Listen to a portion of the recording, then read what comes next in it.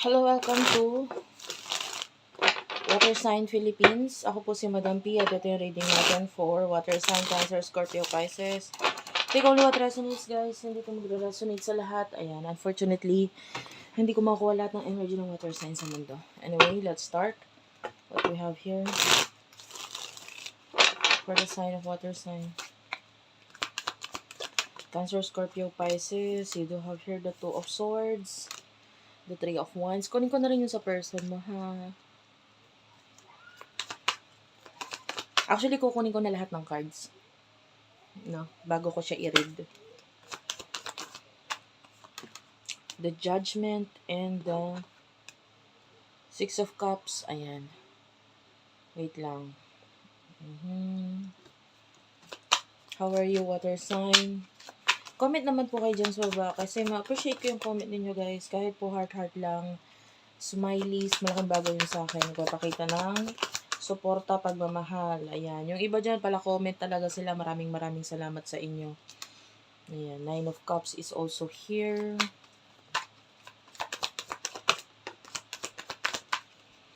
Okay. So, mamaya na yung isang row. Okay na ako dito. The Tower. Teka lang. Igitna ko lang siya. Ayan. Sa mga gusto nga pala magpa-personal reading, Madam Space P. Space pa sa dulo. Ayan yung Facebook page namin. Diyan kayo pwede mag-inquire. Sa mga hindi makapag-message, mag-ano na lang kayo, guys. Mag-comment kayo. Mapapansin naman yung comment niyo doon. May mga admin ako na mag-a-assist sa inyo. And yan. Huwag kayo nagpapaniwala sa mga nag-PM, guys. Hindi ako para mag-PM or hindi para mag-PM yung mga admins ko sa inyo. No? Na yung kami yung mauuna. Usually talaga, yung follower ko yung nauuna para sila yung mag-inquire ng personal reading. Pero never na kami yung mauuna. No? Yeah, kasi mayroon pong nag-poster account na gumagaya sa akin. Ano siya, yung profile pic niya, yung nagpapakilala siyang ako. Ayan, huwag kayong magpapaano, scammer po yun.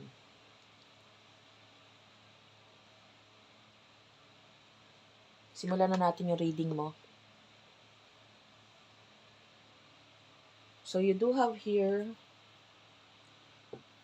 Two of Swords. I feel like yung iba sa inyo nagkakaroon ng pagdedesisyon regarding the Three of Wands. Maybe pag-travel, paglipat ng place or pag-travel. Some kind of decision na pinag-iisipan mong mabuti. Ngayon, kung ano yung dapat mong gawin. And, I feel like may pagdating sa person na kakonect mo, may separation na nangyayari sa inyo. This could be a person in the past.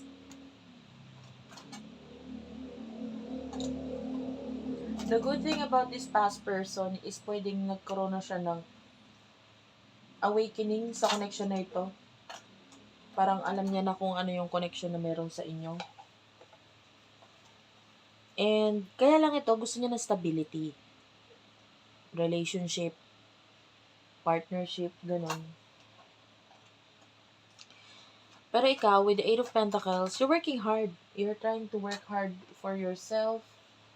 Diba? Gusto mo munang maayos yung sarili mo, yung sitwasyon mo, yung buhay mo. Kasi gusto mo, I feel like gusto mo rin yung person na to, pero gusto mo may ma-offer ka sa kanya. Okay? Lalo na kung ikaw yung masculine dito sa connection. Kasi of course, wala naman tayong gender specific. Pwede naman tong babae, lalaki, LGBTQIA+. Wala naman yung kaso. Ang ano lang dito, lalo na, no? Kumbaga, lalo na kung ikaw yung lalaki sa connection, you also want stability, pero gusto mo yung may offer ka. Kasi hindi pwedeng basta na lang magte-take ka ng risk or whatever dito sa person na to nang wala pa. Nine of Cups, I feel like meron kang other options pagdating sa love. Tell me about the Nine of Cups. What's with the Nine of Cups? The Empress is here. Tell me about the Empress.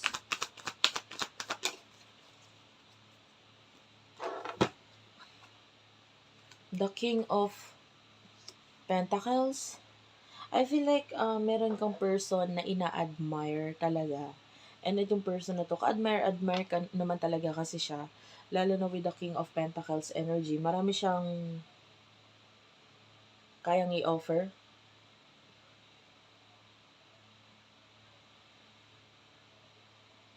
Pwedeng stable na siya pagdating sa kanyang career. Could be someone na nasa mataas na posisyon or yung career niya is talagang sabihin na nating he or she is a special person.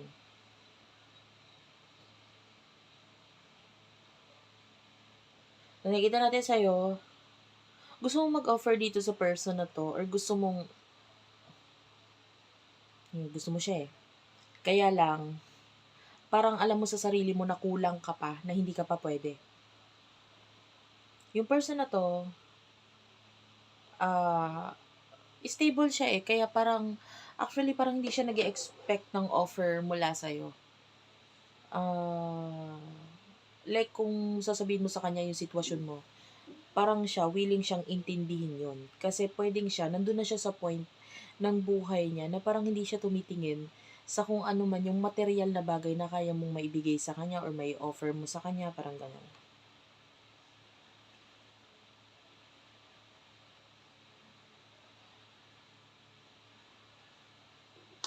May bagay siyang gustong mag-end dito. Tell me about this. Ano yung gusto niya mag-end? With over the Five of Pentacles.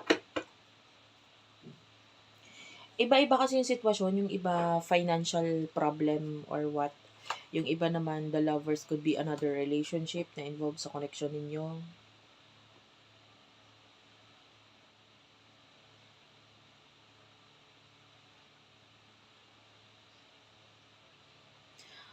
Actually ngayon, parang nandun yung energy na kailangan ka niya. Tell me about this. Kailangan ka niya pero ayaw niyang maawa ka sa kanya. You know what I mean? The Hierophant is here. So parang maraming karmic lesson na na-experience ngayon yung person na ito na parang kailangan niya na support from you. Hindi naman financially, but rather kailangan niya lang ng support na in a way na maybe a friend, ayan. And pwedeng ikaw yun, na nakikitaan niya ng energy na gano'n, na parang kailangan kita bilang kaibigan sa ngayon. Ganun. Parang, I just need someone that would understand me and pwedeng ikaw yun. No?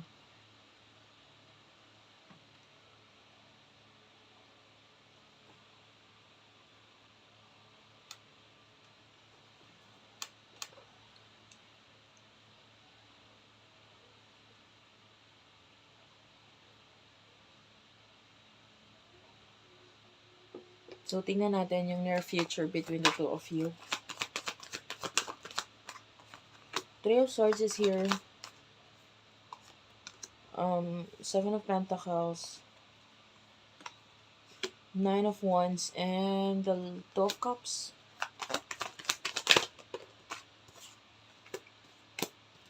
King of Swords. Two of Pentacles. Knight of Cups. And the Emperor. Strength card, bottom of the deck. Two of Cups, nagpapakita ito as another connection, relationship dito with the Three of Swords. Could be third party situation. Kaya lang ito pinag-iisipan na eh. Pinag-iisipan ng mabuti. Kasi with the Nine of Wands, nakakita tayo ng challenge dito. Na parang, kung may another relationship na involved dito sa connection na to, whether sa side mo, sa side niya, nakakita tayo dito ng parang nandun na yung energy na hindi na ito okay. May challenge na dito sa connection na to. Okay? May challenge na. And with the Nine of Wands, yung challenge na yun, I feel like nandun na yung pinag-iisipan ng i-end yung relationship or yung connection kasi gusto na mag-offer. Honestly, hindi ko masabi kung sino yon, sa part mo or sa part niya, yung third party situation. But I can see another relationship na parang gusto nang i-end kasi gusto nang mag-offer ng something doon sa, maybe with regards sa another person, which is lumalabas as the emperor. Ayan, someone na mataas yung position niya. So, nandun yung energy din ng father figure. Parang, I'm sure maiintindihan niya. I'm sure tatanggapin niya ako. Parang ganun yung energy na kahit i-end ko itong relationship na to, um, alam ko siya yung tamang tao para sa akin. So, I feeling nandun yung pagte-take ng risk. Lalo na with the King of Swords. Kasi ito utak na ginagamit nito eh. And with the Two of Pentacles, parang ready na siyang tanggalin kung ano man yung karmic connection, karmic relationship sa connection na ito para ituloy itong connection na ito into the Strength card, which is mas matibay na relationship or connection.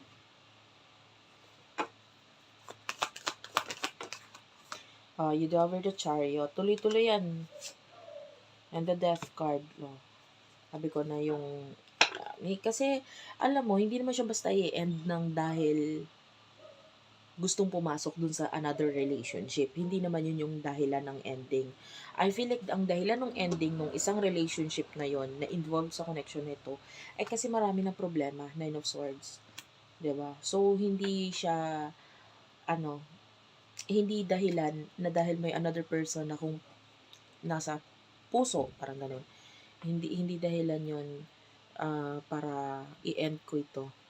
Ang mas nakukuha natin dito kaya i-end kasi yung mismong relasyon hindi na nagwo-work out. Nakakamoy nga pala ako ng acetone na yun. Just to be reading. Panlinis ng kuko.